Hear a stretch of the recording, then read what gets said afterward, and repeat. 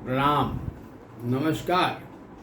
आइए आओ ज्योतिष सीखें, इसका तीसरा एपिसोड। आइए, हमने बताया अयन, संवत्सर, मास, पक्ष, नक्षत्र सब मिलके सब काम करते हैं। बड़ी सारी इक्वेशन है, बहुत सारे समीकरण हैं। तभी तो कहा गया ना, ये समुद्र है, वो जितना जो मंथन कर लेता है उतनी प्राप्त कर लेते हैं। आई बात हो रही थी मास का, महीनों का, पक्षों की बात बताई थी कि शुक्ल पक्ष किस पक्ष होते हैं। तिथियों की बात हो गई थी कि 15 तिथियां होती हैं, एक अमावस्या होता है, क्लास में पूर्णिमा होता है। आई उस क्रम में चलती हुई आगे बढ़ते हुए योग होते हैं। युगों का अपना योगदान होता है, बड़ा महत्वपूर्ण योगदान होता है। करण होते हैं, उनका योगदान होता है। तमाम चीज़ों का योगदान होता है, पल पल का योगदान होता है, सूक्ष्म क्षणों का बड़ा योगदान होता है। जब कहीं जुड़वा बच्चे ट्विन पैदा हो गए, ट्रिपलेट पैदा हो गए, इकट्ठे 3 बच्चे पैदा हो गए भाई, तो IVF का ज़माना है। अब उनका विश्लेषण कैसे हो? सेम चक्र है, सेम चार्ट है, कुछ सेकंडों का डिफरेंट है। वहाँ किसी ज्योतिषी के उसके अंतःप्रेरणा बल का बड़ा योगदान होता है। उनमें अंतःप्रेरणा शक्ति कैसी है, या उसके कुंडली में जो कुंभ नक्षत्र है, कुंभ राशि है, कुंभ है, कुंभ ने इनका हमारा सिर, वो कैसा है, कितना मजबूत है,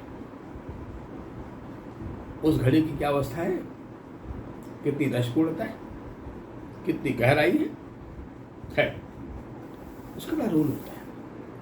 थोड़ा अगर हम पामिस्ट्री का सहारा ले लें कि पामिस्ट्री क्या कहती है इस विषय में, का जो मेरे हाथों की बनावट होती है उसमें एक होता है माउंट आपून,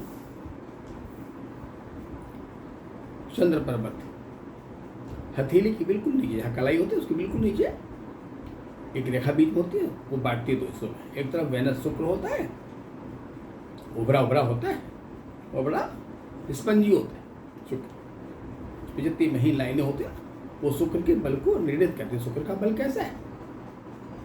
और उसकी दूसरी तरफ चंद्रमा होता है, उसके नीचे मरकरी नाम का प्लैनेट होता है, बुध नाम का प्लैनेट होता है, बीच में मंगल होता है, मंगल दोनों तरफ होता है, राइट भी लेफ्ट भी होता है। खैर, अब चंद्रमा से निकलने वाली एक रेखा जो बुध पर जाती है, बिल्कुल अर्धवृत्ताकार, अर्धचंद्राकार, उसे लाइन ऑफ इंट्यूशन कहते हैं। उसे कहते हैं अंतःप्रेरणा रेखा,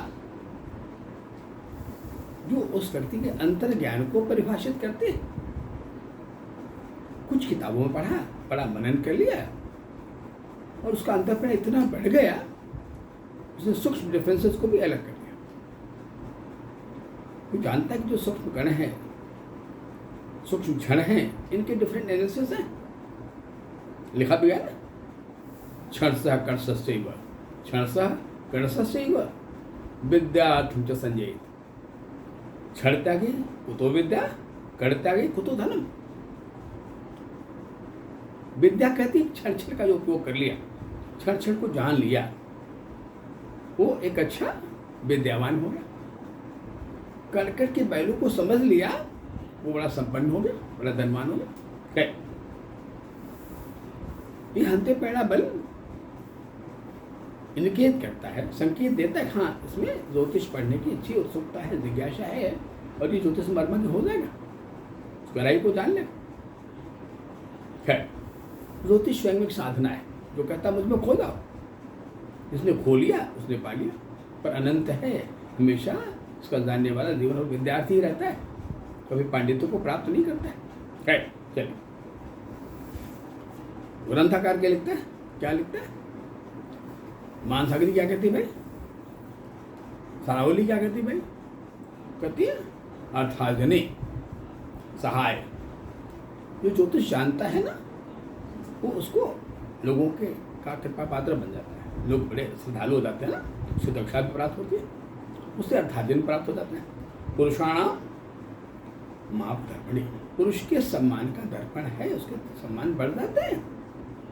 उसकी पुरुषार्थ से परिचित कराता है कि भाई तुम बड़े पुरुषार्थी हो, तुम ऐसे कार्य करो। यात्रा समय से मंत्री, बड़ा अच्छा काउंसलर सब्जेक्ट है, बड़ा अच्छा काउंसलिंग भी है। इसमें दोनों आचार्य बेचारे काउंसलर बन जाते हैं किसी यात्रा के समय, किसी कार्य प्रयोजन के समय, किसी उद्देश्य के वो की तरफ बढ़ते हुए या लक्ष्य भंग करने की तरफ बढ़ते हैं। ये मंत्री कैसे हम कार्य करें, लक्ष्य कैसे केंद्रित करें, उसका उपयोग कैसे करें, ये निर्देश देता है। तो यात्रा समय मंत्री, तो ये कहता है कि ये जातकों के लिए एक बड़ा अच्छा, उनके जीवन के लिए तत्पर रहने वाला एक बड़ा अच्छा दर्शन है, एक बड़ा अच्छा सहायक है, एक अच्छा बड़ा गाइड है, दिग्दर्शक है, जो स्वयं से स्वयं की पहचान कराता है। सच में कहा जाए ज्योतिष अध्यात्म है, स्वयं को जान लेना ही ज्योतिष है और ज्योतिष ही अध्यात्म, अध्यात्म ही, दोनों पार्ट में। इस नाते ऐसा कहा जाता है कि इसके 3 रूप हैं, श्रुति, नेत्र और शास्त्र।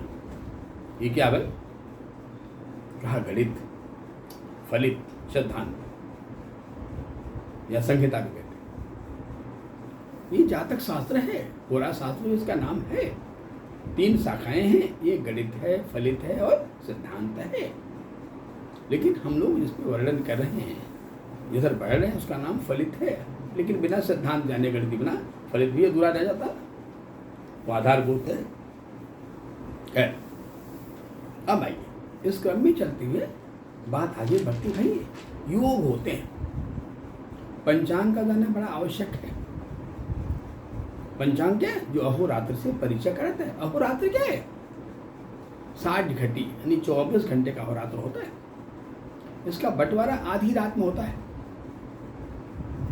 एक वार के हिस्से में आधा दिन आधा रात, आधी रात आधा दिन मिल जाता है। बिल्कुल मध्य रात्रि बंटवारा होता है।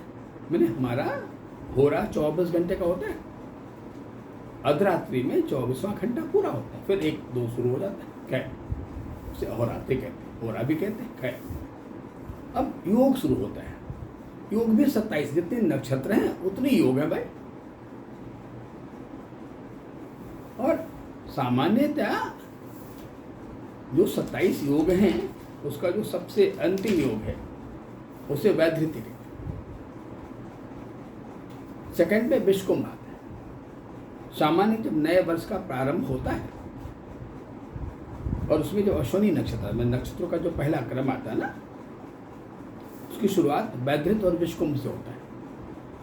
वैधृत अंतिम और विश्वकुंभ प्रारंभ। जैसे रेवती अश्विनी का होता है, विश्वकुंभ है प्रीति है, आयुष्मान है, सौभाग्य है, अतिगंड है, सुकर्म है, गति है, शूल है, गंड है, वृद्धि है, ध्रुव है, व्याघात है, हर्षण है, बल्द है, सिद्धि है, व्यतिपात है, वरियान है, परिधि है, शिव है, सिद्ध है, शाद है, शुभ है, शुक्ल है, ब्रह्म है, इंद्र है, वैधृत। ये 27 योग भी होते हैं। इन योगों का अपना फल है। इनके जाने वगैरह हमने नक्षत्रों का फल जान भी लिया तो कहीं ज्ञान अधूरा है भाई। उसके बाद आता है करण। करण कितने होते हैं? कहा उसे तो मुख्य रूप से 7 ही करण होते हैं। जो चर करण है वो 7 है, लेकिन बड़ा फर्क है शुक्ल पक्ष कृष्ण पक्ष में। कृष्ण पक्ष के अंतिम दिनों में चतुर्दशी अमावस्या से की प्रतिपदा तक 4 स्थिर कर्ण होते हैं, पर ये इनका भोग हमेशा कृष्ण पक्ष के अंत में ही आता है, एंड में ही आता है। ये 4 कौन कौन से? जो 4 हैं उनका नाम क्या है? उनका नाम है शकुनी, चतुष्पाद, नाग और किस्तुंग। ये 4 है, ये चारों स्थिर कर्ण हैं। अतः आपने देखा होगा ना कि अरे भाई अमांतः अमावस्या आ गया, कोई शुभ काम मत करो। अरे भाई प्रतिपदा है पर हमको काम नहीं करो। वैसे तो कृष्ण पक्ष के अंतिम 4-5 दिनों को रिक्ता प्रधान बनते, उसे कहते हैं माशांत दोषः। परंतु चतुर्दशी, अमावस्या और प्रतिपदा, ये जो 3 दिन हैं इन 3 दिन में ये करण भोग करते हैं, अतः ये करण थोड़ा शुभ कार्यों में वर्जित, क्योंकि स्थिर करण है ये। करण माने जो कारण को उत्पन्न करना करता, जो अवरोध गतिरोध पैदा करता। खैर, बाकी जो 7 करण हैं जो भोग करते हैं, उनका जो क्रमशः नाम है, उनका नाम है बालो, तैतिल, बड़ित, बौ, कौलो, गर्ग और भद्रा और बालो। ये कुल मिला के 7 करण। ये क्रमशः भोग करते हैं। जैसे तिथि हमारी पुनः पुनः आती है ना, कि भाई 5 तिथि बीत गई, फिर नई शुरुआत। वैसे इन करणों का भी क्रमगत खत्म हुआ, फिर शुरू हो गया। सिर्फ जो कृष्ण पक्ष का है, अंतिम है, उसी समय ये 4 कर्ण भोग करते हैं, इनको स्थिर कर गए। बाकी जितने कर्ण वो 4 हैं। इनका फल क्या है? इन योगों का फल, कर्णों का फल, ये हमें आगे बताना होगा। ये बड़ा बृहद है, बहुत टाइम लेगा, लेकिन बताएंगे इसका विश्लेषण। अब हम आगे बढ़ते हैं। अब आगे बढ़ते हैं तो फिर आता है क्रमशः, जब आपका ज्ञान बढ़ेगा, आप पंचांग की जानकारी प्राप्त कर लेंगे, तो आता है ना कि हम कैसे चक्र बनाएं। जो पहला चक्र है उसको जन्मांग चक्र कहते हैं। आप देखें तो प्रतिदिन ये लग्न, ये राशियां भोग करती, ये 12 हैं, तकरीबन एक का भोग लगभग 2 घंटे का है। कहीं कुछ हल्का ज़्यादा है, कहीं कुछ कम, क्रमशः मैंने पूरे अहोरात्र में, मैंने 24 घंटे में 60 घंटे में ये भोग करते हैं, 2-2 घंटे में भोग करते हैं।